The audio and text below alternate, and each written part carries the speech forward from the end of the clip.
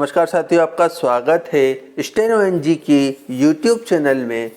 आज हम दैनिक जागरण पेपर 21 अक्टूबर का संपादकीय डिक्टेशन की प्रैक्टिस करेंगे। 1, 2, 3 स्टार्ट। प्रधानमंत्री नरेंद्र मोदी ने गुजरात के केवड़िया में संयुक्त राष्ट्र महासचिव एंटोनियो गुटेरस के साथ पर्यावरण की रक्षा के लिए प्रेरित करने वाले कार्यक्रम मिशन लाइफ का शुभारंभ करते हुए लोगों से प्रकृति के प्रति जिम्मेदारी समझने की जो अपील की, उसे न केवल सुना जाना चाहिए बल्कि उस पर अमल भी किया जाना चाहिए। ऐसा करते हुए यह समझा जाना चाहिए कि जलवायु परिवर्तन प्रकृति के अंधाधुंध दोहन का नतीजा है और उससे उपजी चुनौतियों से अब तभी निपटा जा सकता है जब हर कोई पर्यावरण की रक्षा में अपने हिस्से का योगदान देने के लिए आगे आएगा।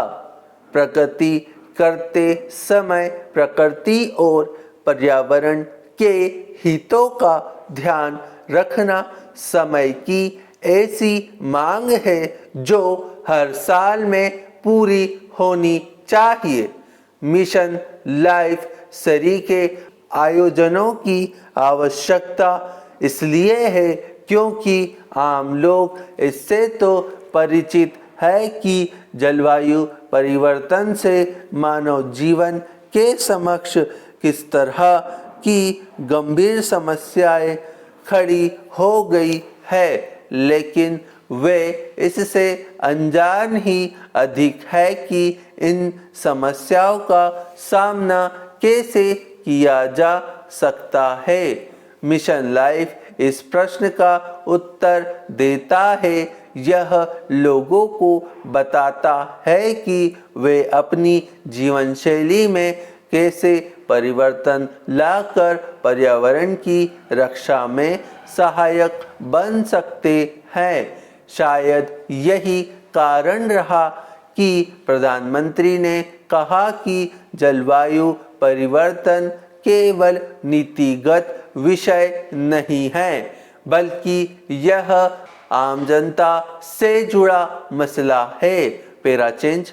वैसे तो हम भारतीय प्रकृति को संरक्षण देने के तौर तरीकों से अच्छी तरह परिचित है, लेकिन आधुनिक जीवन शैली के चलते उनकी महत्ता को ओझल कर रहे हैं। यह सही समय है कि मिशन लाइफ जैसे कार्यक्रम के माध्यम से लोगों को इससे अवगत कराया जाए कि उन्हें अपने दैनिक जीवन में किस तरह के बदलाव लाने की आवश्यकता है। यह संदेश जन जन तक जाना चाहिए कि लोग अपनी दिनचर्या में बदलाव लाकर पर्यावरण की सुरक्षा के लिए बहुत कुछ कर सकते हैं। यह बहुत कुछ इसलिए किया जाना चाहिए क्योंकि सरकारों के स्तर पर जलवायु परिवर्तन को रोकने के लिए जो कुछ किया जा रहा है वह तब तक एक सीमा तक ही प्रभावी रहेगा जब तक उन्हें जनता का सहयोग नहीं मिलेगा।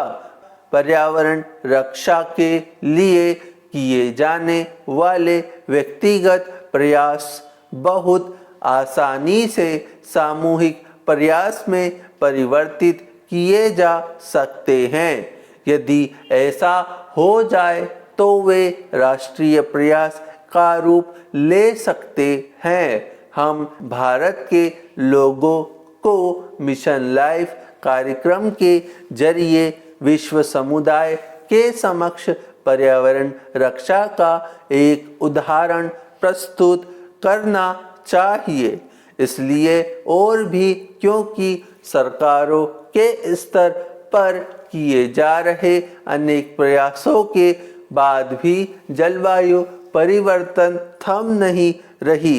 असमय वर्षा, ग्लेशियरों का पिघलना, तूफानों का क्रम बढ़ना और कहीं आवश्यकता से अधिक बरसात तो कहीं अवर्षण आदि जलवायु परिवर्तन के ही दुष्परिणाम है।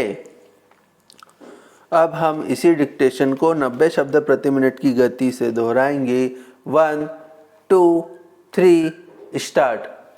प्रधानमंत्री नरेंद्र मोदी ने गुजरात के केवड़िया में संयुक्त राष्ट्र महासचिव एंटोनियो गुटेरस के साथ पर्यावरण की रक्षा के लिए प्रेरित करने वाले कार्यक्रम मिशन लाइफ का शुभारंभ करते हुए लोगों से प्रकृति के प्रति जिम्मेदारी समझने की जो अपील की, उसे न केवल सुना जाना चाहिए बल्कि उस पर अमल भी किया जाना चाहिए। ऐसा करते हुए यह समझा जाना चाहिए कि जलवायु परिवर्तन प्रकृति के अंधाधुंध दोहन का नतीजा है और उससे उपजी चुनौतियों से अब तभी निपटा जा सकता है जब हर कोई पर्यावरण की रक्षा में अपने हिस्से का योगदान देने के लिए आगे आएगा। प्रगति करते समय प्रकृति और पर्यावरण के हितों का ध्यान रखना समय की ऐसी मांग है जो हर हाल में पूरी होनी चाहिए। मिशन लाइफ सरीखे आयोजनों की आवश्यकता इसलिए है क्योंकि आम लोग इससे तो परिचित है कि जलवायु परिवर्तन से मानव जीवन के समक्ष किस तरह की गंभीर समस्याएं खड़ी हो गई है, लेकिन वे इससे अनजान ही अधिक है कि इन समस्याओं का सामना कैसे किया जा सकता है। मिशन लाइफ इस प्रश्न का उत्तर देता है। यह लोगों को बताता है कि वे अपनी जीवन शैली में कैसे परिवर्तन लाकर पर्यावरण की रक्षा में सहायक बन सकते हैं। शायद यही कारण रहा कि प्रधानमंत्री ने कहा कि जलवायु परिवर्तन केवल नीतिगत विषय नहीं है बल्कि यह आम जनता से जुड़ा मसला है। Para change. वैसे तो हम भारतीय प्रकृति को संरक्षण देने के तौर तरीकों से अच्छी तरह परिचित है, लेकिन आधुनिक जीवन शैली के चलते उनकी महत्ता को ओझल कर रहे हैं। यह सही समय है कि मिशन लाइफ जैसे कार्यक्रमों के माध्यम से लोगों को इससे अवगत कराया जाए कि उन्हें अपने दैनिक जीवन में किस तरह के बदलाव लाने की आवश्यकता है।